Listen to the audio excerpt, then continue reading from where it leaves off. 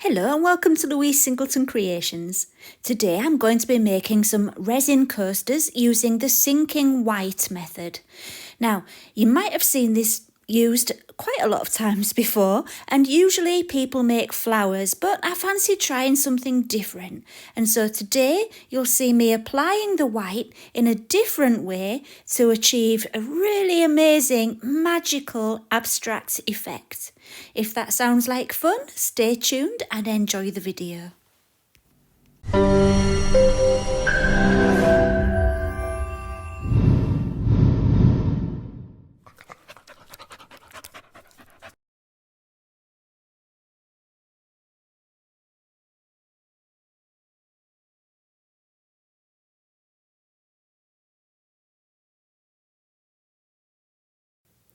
For the method I'm showing you today, I needed to prepare a mixture of resin and white pigment, which would be used later on. So I mixed up all of the resin which I needed for today's project, and I took aside 30 grams in this cup. I'm then adding 6 drops of Let's Resin's white alcohol ink, and then I'm going to be adding 4 drops of Snow White Colour Fun Deluxe liquid pigment from Resin Pro. So it's 30 grams of resin, 6 drops of white alcohol ink from Let's Resin, and 4 drops of the Colour Fun Deluxe pigment paste from Resin Pro. I will put a link to everything in the description along with my discount codes. So once I'd mixed it all really thoroughly, all I did was transfer it into a piping bag. It's just a disposable piping bag which I've got stood in a cup to make it easier to fill. With that ready, it's time to start with the mould. Now, this is my brand new mould from Moulds and Shapes. I've been watching people use these for so long and finally got around to buying one for myself, and now I'm hooked. I love them. The quality is so good and it makes such a massive difference when you've got a good quality mould. So I used my spirit level to make sure it was level, and now I'm filling it with the rest of my resin. I mixed up 240 grams of resin, and this is Resin Pro's transparent resin. And as you know, I took 30 grams of that out for the white and then put the rest into the mould. And at this stage, it was about 25 minutes after mixing it. There's a 40-minute working time with this resin, so I had plenty of time for the next step. So now it's time to add some colour. I'm using alcohol inks from Let's Resin, and I've got peach red and dark magenta for this one. This first colour is the peach red, but I would call it a pink more than a red. I don't know really how they came up with that name. Anyway, I'm applying it down one side. I had a vision in my head of how I wanted these coasters to be and they ended up nothing like the vision, but still in my idea it was to do it down the colour all down one side, and so that's what I'm doing. And you never quite know what's going to happen. It's always a surprise. So after the peach red, it was time to drop in the dark magenta, and again I did 3 drops just as before. Next I took a micro brush and just gave it a little bit of a swirl around, just to, so it didn't look quite so blobby, to give it more of a wispy effect.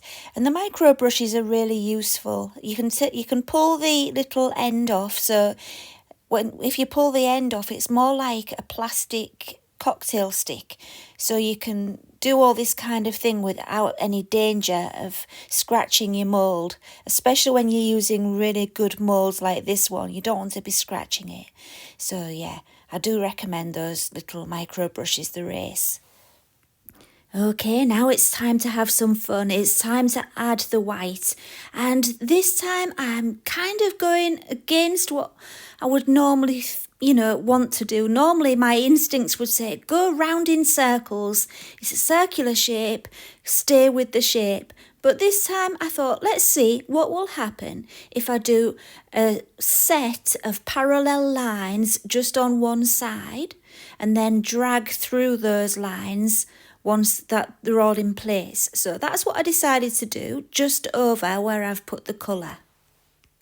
And as you can see, I decided to go over the edge of the mould so that the idea was so that those dollops that come out when you first squeeze, when in the resin, they stayed on the mould and it was a thinner line in the resin, but that's not how it worked.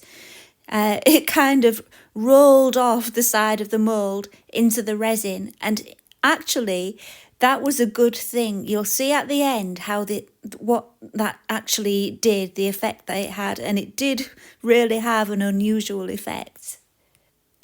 Okay, now it's time to drag through that white in the opposite direction, kind of perpendicular to the way I've done them. So I'm pulling out from those lines, and I realised that my stick was too thin, so I turned it over and used the thicker end of the stick and it dragged it better. So yeah, you just pull it through all the way along and keep going, and that creates a really good effect in the white pattern. And as I keep saying, you'll see at the end what that does. Do be careful not to touch the bottom of the mould with the tool that you're using to drag the resin. I've seen this method with the sinking white done so many times now, and it really is quite amazing. People usually make flowers because it does lend itself well to the shape of flowers. But yeah, I want it to be a bit different. I don't like to do the same thing that's been done lots and lots and lots of times. So although I wanted to use a technique that's been used a lot, I really wanted to try a different design. And I was really pleased with the way this turned out. Not as I expected, but still good. The good thing about these moulds is that they have a shape in the middle. So if you have any little bits of resin left over, you can use that too. Or you can use it as a tester as well, that middle bit. You know, if you want to see if your white sinks all the way, or if you've got enough ink in or too much ink in, you can use that little bit in the middle as a tester to see how it drops into the resin and to see if it sinks or if it floats. So that is another way of using it. But I'm just using it to make an extra little bit, and yeah, made myself a nice little heart. Right then, I'd reached the stage where I'd done what I planned to do, but then I started faffing, which I do every single time. I always just get carried away. But it turned out good that I did, because what happened was I was looking at that negative space and I wasn't liking the fact that there was all that empty space. So I did the same thing on the other side, but without the colour. Excuse me. So I just did the white lines in the same direction and then dragged it in the same way as before, just symmetrically. So it was just the exact same thing on the other side. And so I did that on 2 of them, but then with the other ones, I started looking at it and thinking, oh, that looks like a wave. How about if I make it look more like a wave? And so I went with the wave idea on the other 2, and you'll see which ones turned out best in the end. So yeah, stay tuned. You'll find out which one was the best idea. Once I'd finished, I left it secure, and then I added a layer of black resin. So it was just, I think it was about 50 millilitres of resin with some black pigment paste in. And I just added that layer just on the top so that it had a dark background, because I really wanted the background to be dark so that the pattern stood out nicely. Okay, so they're out of the mould, and I am going to add a top coat of heat resistant resin. So I'm only going to show you these quite quickly to get an idea of how they looked, because once you put the top coat on, it seems to do something quite magical and they look miles better with that top coat on. So I'm just giving you a quick look, then I'll put the top coat on and then I'll show you some close-ups so you can really see the magic.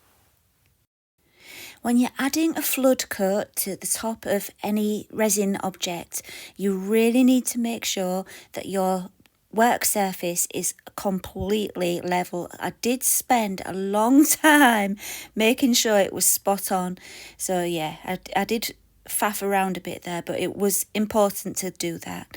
And then I took 4 jars so that I could have my coasters elevated, just in case any of the resin that I was putting on the top managed to get away and drip down the side. I didn't want my coasters sticking to my work surface, so that's why I elevated them.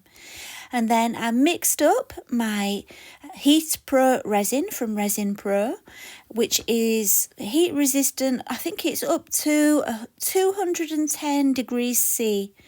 If I'm wrong, I'll put it up on the screen, the correct temperature, but it's really good.